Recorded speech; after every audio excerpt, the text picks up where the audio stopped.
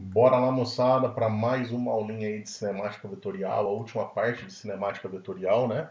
Nós vamos estudar agora a questão da aceleração vetorial. Nós já vimos tudo sobre vetor de deslocamento, velocidade vetorial, né? Deslocamento vetorial e velocidade vetorial. Agora nós temos que ver a aceleração vetorial, não é isso? Então vamos lá. Só para lembrar você, né? Se você quiser baixar esses slides, é só você dar uma corridinha lá no site, né? Procurar em slides de aula em cinemática, você vai ter lá a aceleração vetorial, né? Ou propriamente dito, cinemática vetorial 3, tá certo? Então vamos lá.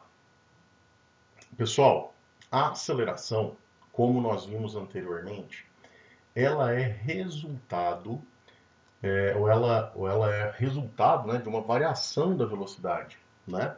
Qualquer variação em qualquer aspecto da velocidade é função ou responsabilidade da aceleração. Nós vimos que a velocidade, por ser um vetor, ela tem módulo, direção e sentido. Ah, então peraí, Rafão. Se a velocidade tem módulo, direção e sentido, se eu causar uma alteração em qualquer uma dessas três características, quem vai ser o responsável vai ser uma aceleração vetorial. Então, a aceleração vai ser responsável por mudar qualquer característica da velocidade. Para ficar mais didático, como separar, né, as funções da aceleração aí, a gente divide essa aceleração, a gente decompõe essa aceleração em duas componentes, em duas parcelas. Uma parcela é a centrípeta e a outra parcela é a tangencial. Então tá aqui, ó.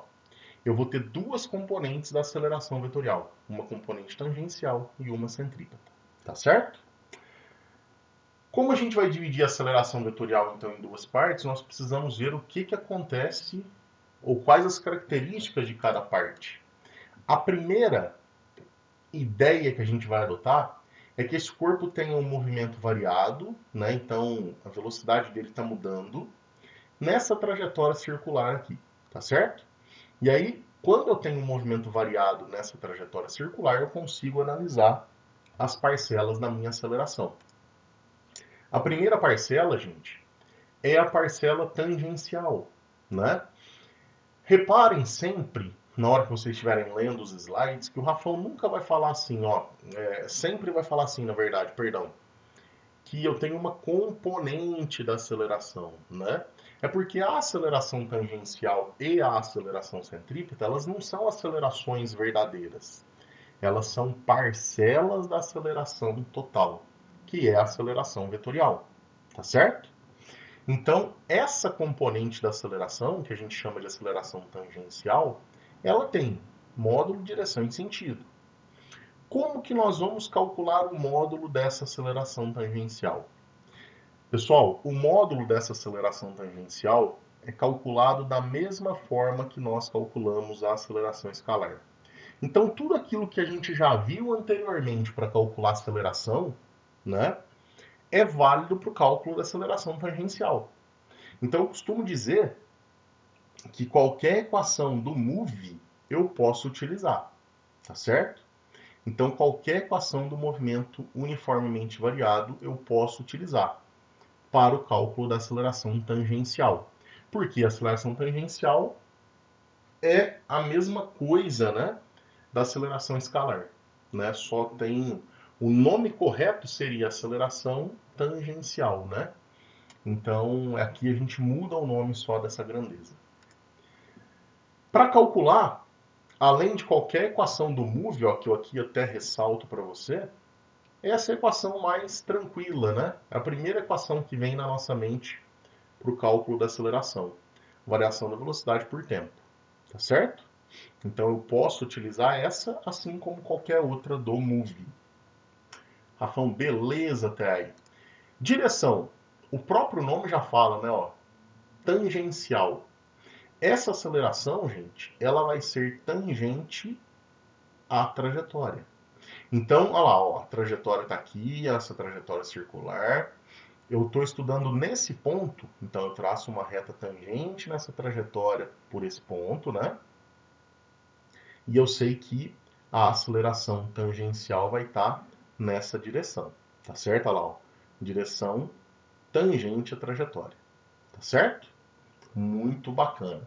O sentido vai depender do tipo de movimento que eu estou estudando. O movimento, quando ele for acelerado, significa que o valor da minha velocidade aumenta. Ah, Rafão, então peraí, se o valor aumenta, a aceleração tangencial tem que estar no mesmo sentido da velocidade. Então por isso que o movimento é acelerado. Minha velocidade está aumentando. Então olha só, ela tem a direção tangente, porque a velocidade também é tangente à trajetória, né? E aí o mesmo sentido da velocidade, ó. Eu só desloquei um pouquinho o vetor para ficar fácil de você visualizar, tá certo? Se o movimento for retardado, o corpo está brecando. Então a minha aceleração tangencial tem que ser responsável por diminuir essa velocidade. Ah, então peraí. Ela vai ter direção tangente à trajetória no ponto que eu estou estudando, a mesma direção da velocidade, só que o sentido, pelo fato do movimento ser retardado, pelo fato de eu estar perdendo velocidade, a aceleração tangencial tem que ter sentido oposto a essa velocidade, tá certo? Então é muito simples isso aí. Movimento acelerado, aceleração tangencial tem o mesmo sentido da velocidade. Movimento retardado, né, eu estou perdendo, eu estou brecando, né, eu estou perdendo velocidade ou eu estou brecando, aceleração tangencial no sentido oposto. Então, o que a gente tem que entender? A função da aceleração tangencial, ou dessa componente tangencial da aceleração vetorial, nada mais é do que variar o módulo do vetor velocidade. O vetor velocidade tem módulo, direção e sentido. Essa aceleração tangencial vai ter como função apenas variar o valor da velocidade, aumentando ela ou diminuindo ela, tá certo? Por isso, gente, que essa aceleração tangencial ela vai ser nula quando o movimento for uniforme. Ah, por quê? O movimento uniforme, o módulo da velocidade não muda. E se a função da aceleração tangencial é mudar o módulo, ela vai ser nula nesse tipo de movimento. Tá certo? Então, muito cuidado. Com isso, a gente encerra tudo que a gente precisava falar de aceleração tangencial e nós já podemos encaminhar para a centrípeta. A aceleração centrípeta é uma outra componente da aceleração vetorial, né? E ela também tem módulo, direção e sentido. Então é isso que nós vamos buscar agora. Calcular o módulo, ver a direção e o sentido dessa aceleração centrípeta.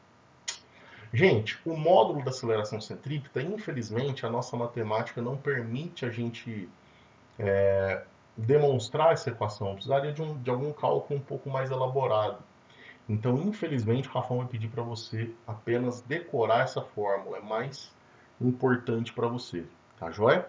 A aceleração centrípeta vai ser a velocidade que o corpo tem naquele ponto que eu estou estudando, elevado ao quadrado, dividido pelo raio da trajetória que ele está percorrendo, da curva que ele está percorrendo, tá certo? Então, olha só, ó. Velocidade do corpo no ponto estudado, o raio da curva, né, o raio da trajetória e a aceleração centrípeta. Na aceleração tangencial, eu não falei de unidade, por quê? Porque é a mesma da escalar. Agora, a centrípeta, você tem o raio da trajetória ou da curva medido em metro, a velocidade em metro por segundo e a aceleração centrípeta metro por segundo ao quadrado. Muito bom. Já podemos ir para a direção dessa aceleração centrípeta.